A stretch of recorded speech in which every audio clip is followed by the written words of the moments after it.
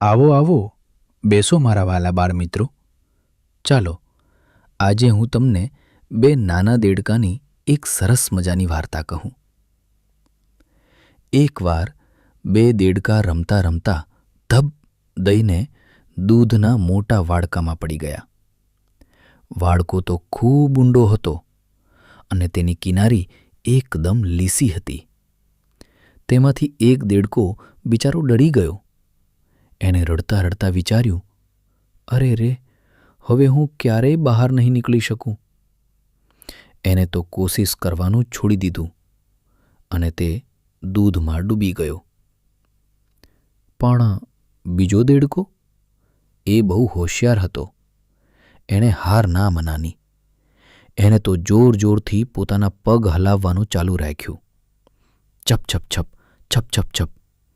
એ થાકી ગયો હતો, તો પણ એ રોકાયો નહીં હો. અને ખબર છે શું થયું?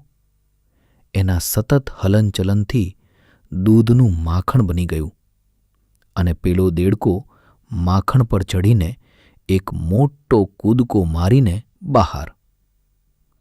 તો બાળમિત્રો, આ પરથી શું શીખ્યા? મુશ્કેલી ગમે તેવી હોય, આપણે ક્યારેય હિંમત હારવી જોઈએ નહીં.